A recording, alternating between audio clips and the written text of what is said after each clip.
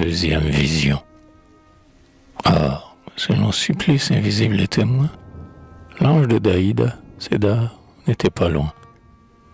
Et si Mahoua ne peut exprimer ce martyr, le tien, esprit d'amour, quel mot pourrait le dire?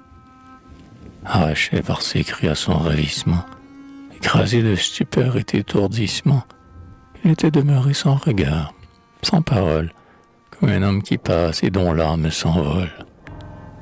Avant Daïda même, il avait tout senti.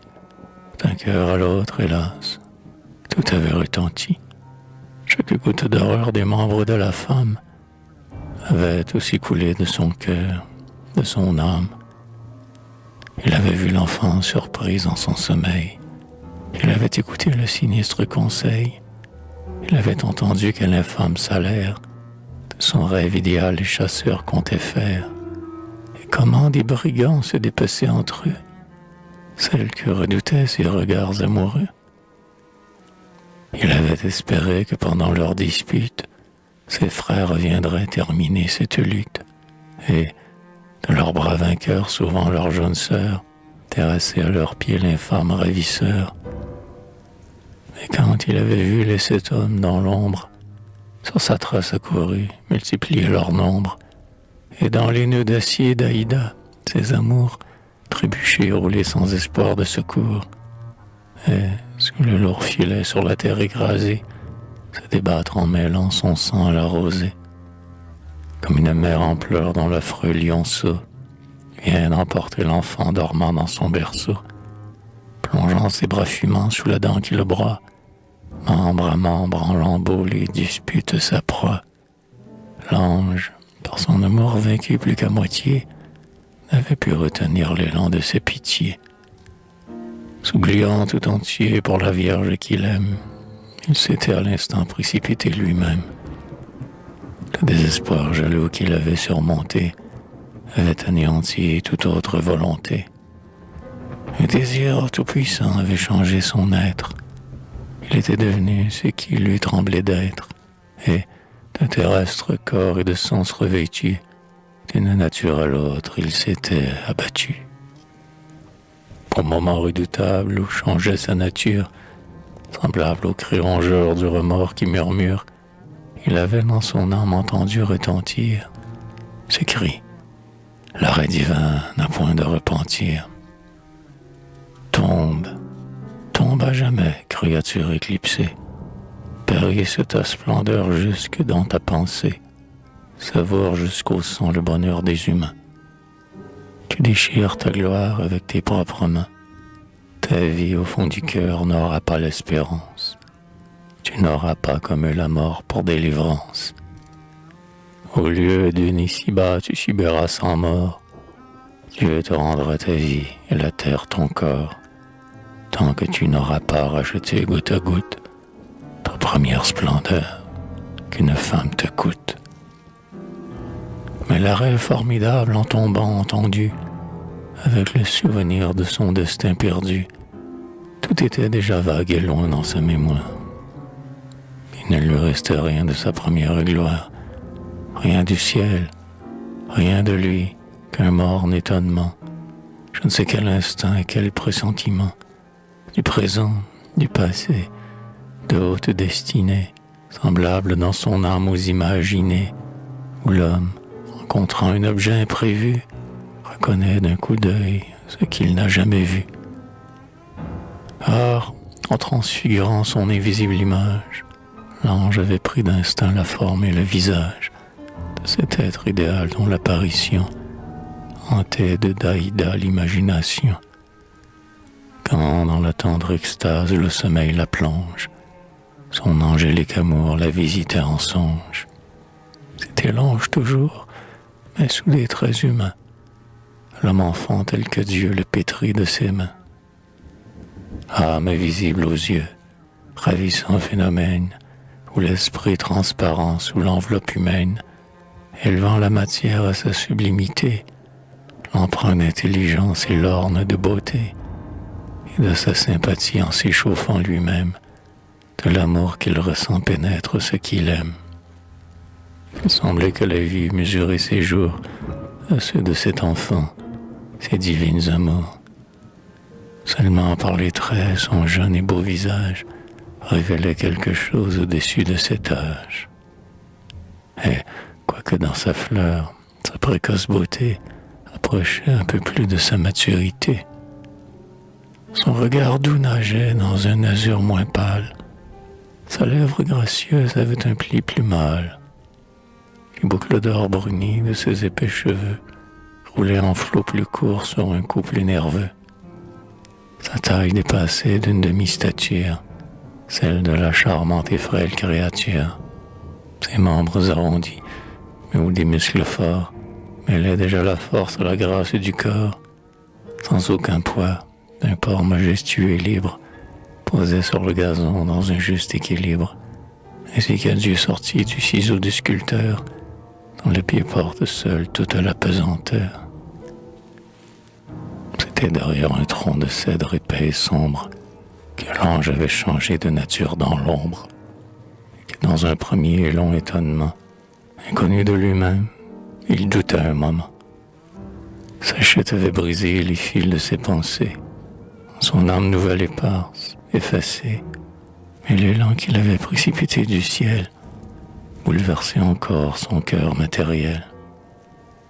Sans savoir d'où venait l'instinct involontaire, l'amour conçu là-haut le suivait sur la terre, tel, au fond du sépulcre, son visage d'or, l'âme atteint par la foudre et frappée de la mort, du dernier sentiment où l'âme s'est éteinte, garde encore sur ses traits l'ineffaçable empreinte.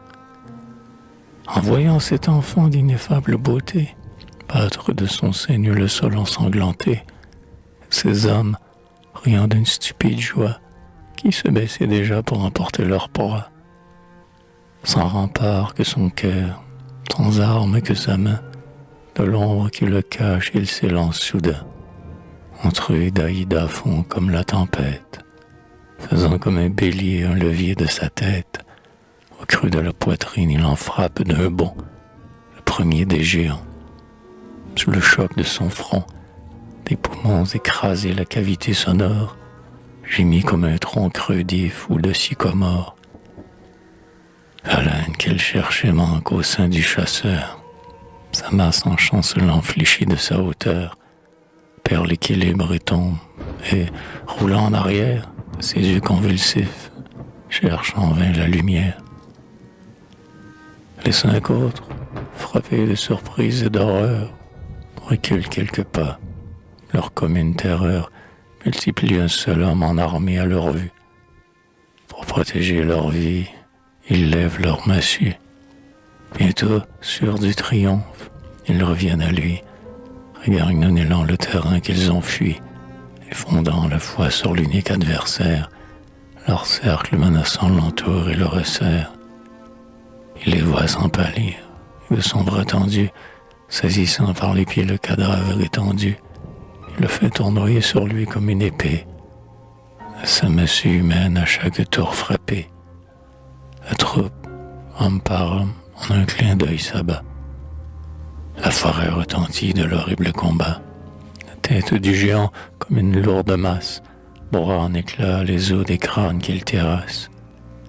Leur cervelle en lambeaux sur ses pieds vient jaillir. 4 ont mordu le sol. Ils s'en sont bras faillir, et l'arme trop pesante, au 5e adressé, trompe, en manquant le but, la main qui l'a lancé. C'était Jezid, le seul survivant à ses coups. Le seul, mais à lui seul plus terrible que tous.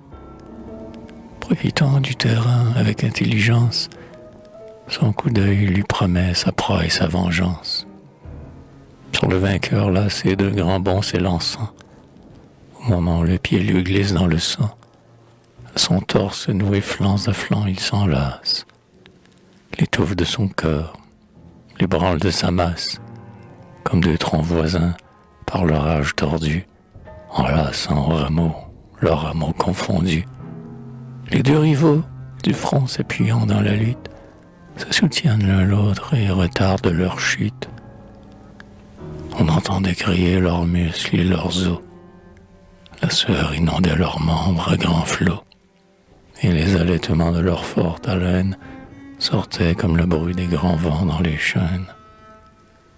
Enfin, plus lourd, plus fort que son jeune ennemi, Jezid, du sol manquant, le soulève à demi. Et quand il sent les pieds détachés de leur base, se précipite à terre et de son poids l'écrase. L'un à l'autre incrustés, ils tombent d'un seul bloc. La terre, sous leur corps, sonne et tremble du choc. Sous le poids de Jezid, dont la masse l'accable, l'enfant du ciel rôtit ses muscles comme un câble. Mais, sentant qu'il ne peut se dégager de lui, de son épaule à terre, il prend un point d'appui, le serre étroitement des nœuds de sa colère, puis s'imprime à lui-même un élan circulaire, avec son corps qui roule, entraîne l'autre corps. La pente du terrain seconde ses efforts. Il tourne confondu jusqu'au vert précipice, où sur le lit des eaux le sol se penche et glisse. Et tous deux à la fois, dans le flot écumant, ils tombent embrassés, mortel embrassement. Oh, ce dernier soupir ne s'en vient qu'à l'heure. Chacun d'eux veut mourir pourvu que l'autre meure. Qui comprendra l'horreur de ce combat nouveau? Dans l'ombre de la mort, sous le linceul de l'eau, où des deux combattants l'inextinguible rage empêchait son rival de mordre le rivage, et, pour précipiter son suprême moment, soi-même s'étouffait sous l'humide élément. L'abîme en connut seul l'horrible alternative, et l'onde bouillonnante en submergea sa rive. Enfin, dans ses efforts de Dieu seul aperçu, l'enfant du ciel reprit un moment le dessus. Au niveau du flot sombre, il releva son buste, pressant un corps dans l'eau sous son genou robuste. Ouvrant de ses deux mains la bouche du géant, il fit entrer le flot dans le gosier béant. Mais bientôt, remontant du fond à la surface, un cadavre flottant en obscurcit la glace. Ses trémors respiraient la rage et la terreur, et le rayon des nuits s'en écartait d'horreur. Tout ruisselant des flots, du limon qui l'inonde, le vainqueur déchiré sort à grands pas de l'onde, et, plein du même instinct dont l'éclair le guida, sans étancher son sang revole d'Aïda. Pour briser le filet, il se penche sur elle. L'enfant, témoin et pris de la lutte mortelle, avait suivi des yeux et secondé du cœur l'effort désespéré de son libérateur. Cet être reconnu par sa vague mémoire brillait par ce beau témoin que de sa victoire. Et, bien qu'elle ignorât sur elle son dessein, elle pressait ses bras, se collait sur son sein, comme si par instinct sa tendre confiance, son amour céleste, eût eu la conscience. Comme il eût soulevé l'empli des réseaux, et des mailles de fer déroulé les anneaux, tout tremblant de froisser sous les nœuds qu'il déploie, ses membres délicats ou ses tresses de soie, à ses pieds qui du front elle allait essuyer, Taïda se jetant, voulait balbutier, à travers son respect sans cri de délivrance, quand un nom tout à coup de 1000 voix s'élance. Taïda, Taïda, c'est elle, la voici. L'aube au ciel rougissait, le nuage éclairci, et de tous les sentiers descendants des montagnes, on voyait accourir ses frères, ses compagnes, qui la cherchaient dans l'ombre en lui tendant les bras. Sa mère les guidait en devançant leurs pas. Taïda l'aperçut et, bondissant vers elle, colla de son baiser la lèvre maternelle. Oh, qui dira jamais le transport étouffant dont la sauvage mère étreignit son enfant?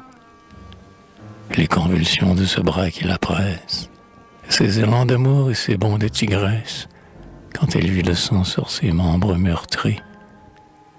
La féroce tribu fut l'écho de ses cris, et, se précipitant sur l'inconnu céleste, crut voir le meurtrier et l'immoler du geste. Mais Daïda, courant entre la foule et lui, prenant par la main son sauveur, son appui, montre de l'œil, du doigt, la foule tremblante, des 6 cordes géants jonchant l'herbe sanglante. Ils mesurent du pas ces cadavres affreux, lèvent les yeux au ciel et se parlent entre eux, comme si leur esprit se refusait à croire qu'un mortel suffit seul à cette victoire. Ils se rangent muets près de l'heureux enfant, qui leur fait de ces morts le récit triomphant. Le merveilleux combat passe de bouche en bouche. Autour de l'étranger, on se presse, on le touche. On l'entraîne en triomphe à travers les forêts, comme un frère de plus, jusqu'aux antres secrets. La tribu nomade a creusé ses asiles pour fuir la servitude et les travaux des villes. Et les vieillards, assis sous l'arbre du conseil, pour parler et juger devant le soleil. Or, en ces temps, mon fils, des choses primitives, les enfants de Caïn, famille fugitive, vivant comme la brute, éparse dans les bois, n'avaient point inventé le pouvoir ni les lois. Les lois n'étaient alors que ces instincts sublimes qui font vibrer en nous nos sentiments intimes, sont vagues et confus que rendait au hasard l'âme humaine, instrument sans règle et sans art, avant que la sagesse, éclairant nos oreilles, eût dans un chant divin accordé ses merveilles. Le pouvoir n'était rien que la paternité, de la vie du temps la sainte autorité, dont l'âge décernait l'évidente puissance, et pour qui l'habitude était l'obéissance. Quand la famille humaine en rameaux s'étendait, le conseil des vieillards au père succédait, du destin des tribus séculaires arbitre, il régnait sans couronne et gouvernait sans titre. Leurs paroles écoutées étaient les seules lois. On respectait le temps qui parlait par leur voix, mais à leur tribu seule ils devaient la justice. L'ignorance livrait le reste à leurs caprices. Tout ce qui n'était pas du sang de leurs aïeux profanes n'avait plus titre d'homme à leurs yeux. Ennemis éternels des races étrangères, leur brutale équité se bornait à leurs frères, pareil dans leur démence au peuple d'aujourd'hui, bornant leur univers ou leur soleil à lui, dépouillant de leurs droits des nations entières, et pensant que de Dieu l'amour a des frontières. Quand il les surprenait, il livrait sans remords la mère à l'esclavage et le père à la mort. Et les enfants, proscrits même avant que de naître, croissaient dans la tribu pour y servir un maître. Mais au-dessus des chefs, le vent des passions déchaînait quelquefois le feu des factions. Pour le choix des troupeaux, des butins, des épouses, la colère excitait des tempêtes jalouses. Divisant la famille en parties inhumains, le pouvoir indécis flottait de main en main, jusqu'à ce que d'un chef l'heureuse tyrannie asservit à son tour sa race à son génie. Ainsi vivait errante au sommet du Sanir la sauvage tribu, famille de Feyre. Feyre avait vécu presque l'âge des chênes, sans avoir jamais vu les merveilles humaines dont les enfants du meurtre et leur postérité avaient couvert le sang du vieux monde habité. Je ne sais quel instinct venu de père en père les poussait à rester voyageurs sur la terre, soit que du sang d'Abel par leurs mains répandues, le cri vengeur par eux fut encore entendu. Ce qu'un féroce attrait nourri par l'habitude les chassa dans les monts et dans la solitude, et qu'ils crussent que l'homme, en fondant la maison, de son indépendance élevait la prison. Des rejetons vivants, comme des glands sans nombre, étaient sortis de lui pour grandir sous son ombre.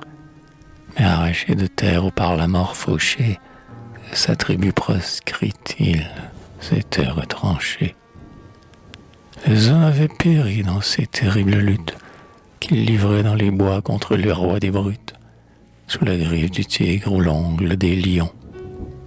D'autres s'étaient enfuis dans leur rébellion, traqués par les chasseurs jusque dans leur asile. Plusieurs, traînés captifs par les enfants des villes, esclaves attelés à d'énormes fardeaux, où, le frein dans les dents, leur maître sur leur dos, des plus vils animaux leur rendaient les services, tandis que leurs enfants les servaient dans leurs vices. 7 fils d'âge inégal, les fils de leurs fils, et leurs femmes au sein portant leurs tendres fruits, et le superbe sein de 10 vierges, leurs filles, restées seules au vieillard d'innombrables familles. Et ses yeux, en comptant sa race, pouvaient voir, dans leur rang décimé, décroître son espoir. Sa raison chancelait sous le fardeau de l'âge, son pouvoir du passé n'était plus qu'à l'image. Ses fils, ne lui laissant qu'un pouvoir disputé, s'arrachaient sous son nom sa feinte autorité. D'un respect apparent, il couvrait leur puissance. Mais ce qui lui gardait un peu d'obéissance, c'était moins du passé le tendre souvenir, le droit sacerdotal de maudire ou bénir, que le droit de régler le destin des familles, aux fils de la tribu de décerner les filles. Car le bien le plus cher et le plus disputé, c'était, chez ces enfants du désert, la beauté.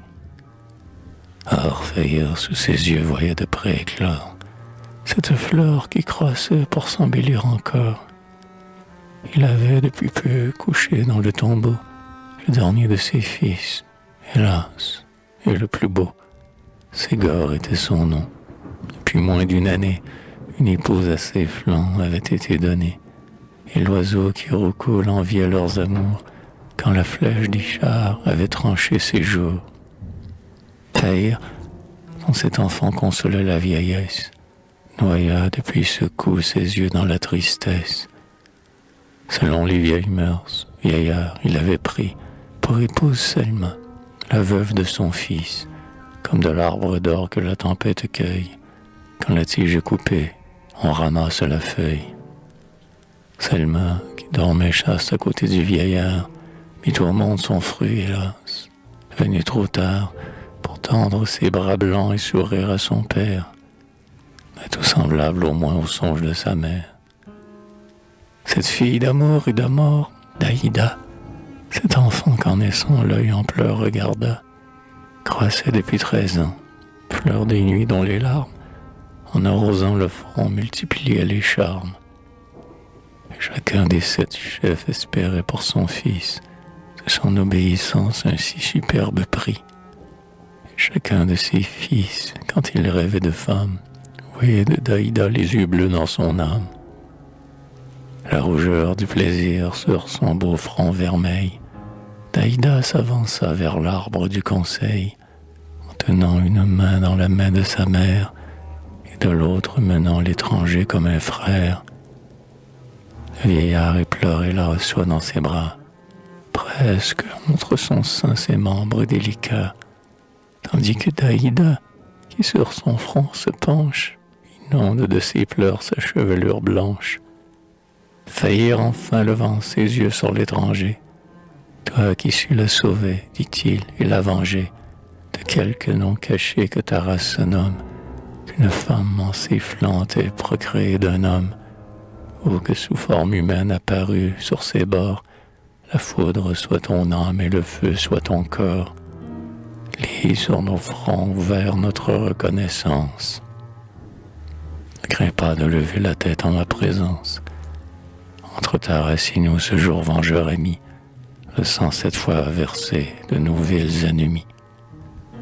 Que ce sang dont par toi l'herbe fut arrosée, sur ta tête 7 fois redescende en rosée, pour te payer le prix qu'on doit à ta vertu, de nos bras, de nos cœurs.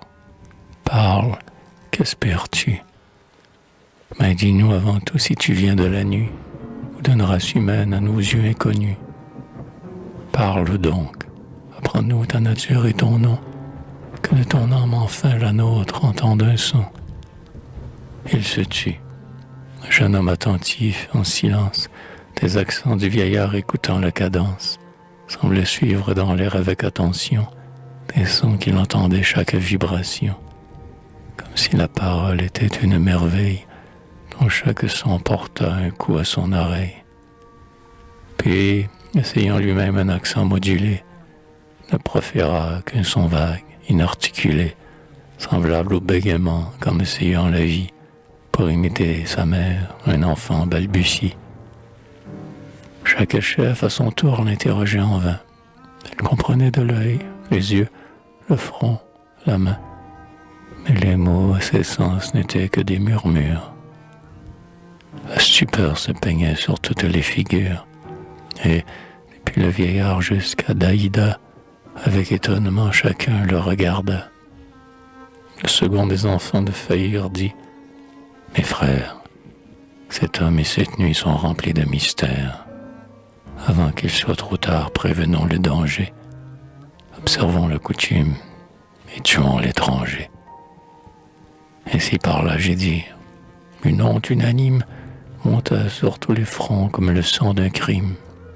Le tuer, s'écria la foule, et Daïda pressa sa main plus fort et de pleurs l'inonda. Le tuer, s'écria chaque mère. Eh bien, reprit Gédir, que voulez-vous en faire? Quel est cet inconnu? Dites, le savez-vous? Pourriez-vous sans péril renvoyer loin de nous un autre que d'un sang ennemi Dieu fit naître, qui connaît notre race et qui, vendu peut-être aux éternels bourreaux des enfants de Faïr, n'a paru nous sauver que pour mieux nous trahir? Ou bien, si vous gardez libre dans votre race cet enfant dont l'œil tue et dont l'aspect terrasse, cet homme dont les bras sur vous seront levés, n'est-ce pas un tyran que vous vous réservez?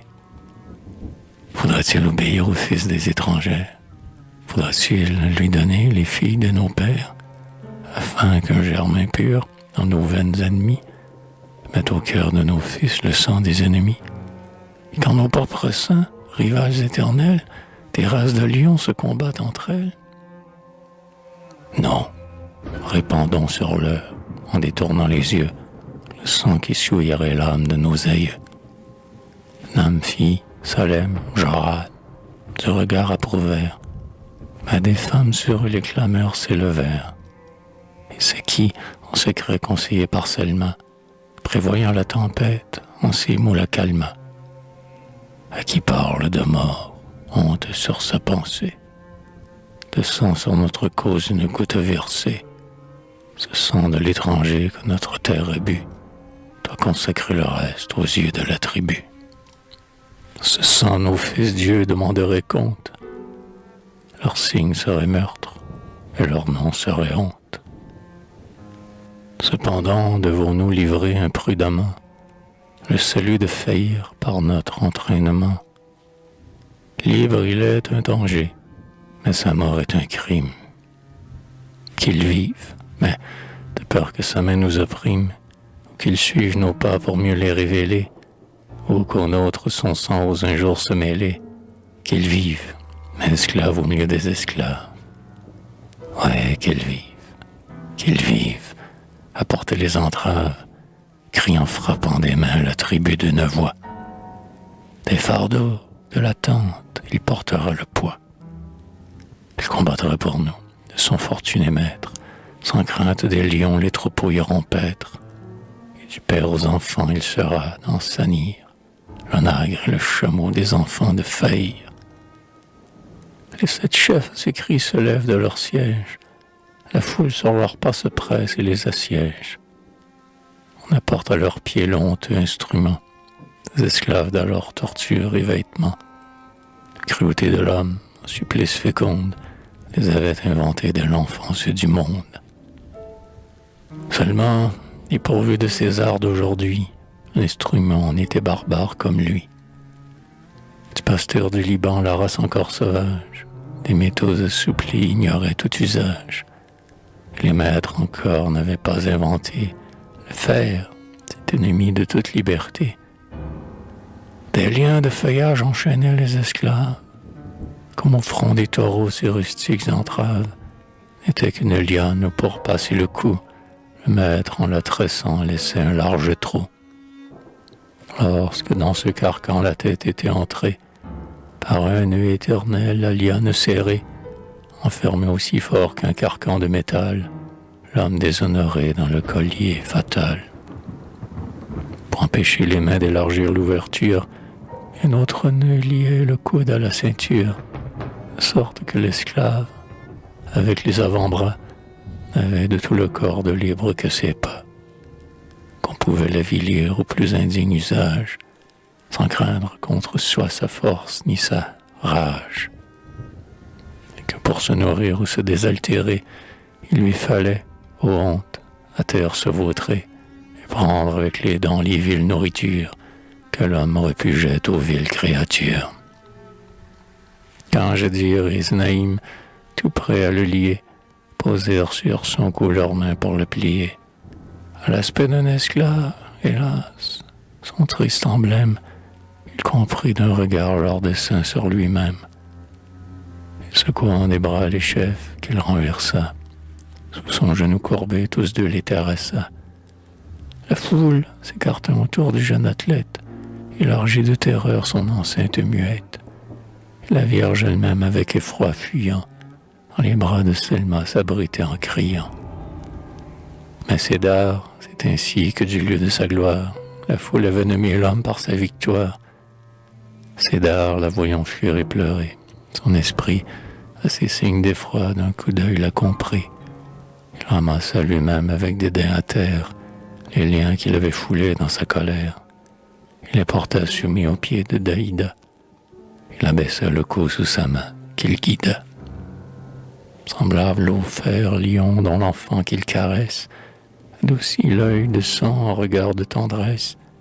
Il laissa sans frémir son corps garrotté, humilié à la force avec la liberté, et suivit, humble et doux, la douce jeune fille qui le menait en laisse au roi de la famille. Là, sur l'herbe accroupie, les deux mains sur son front, la femme et le vieillard l'attachèrent au tronc, et des vils animaux disputant la pâture, les glands tombés pour eux furent sa nourriture.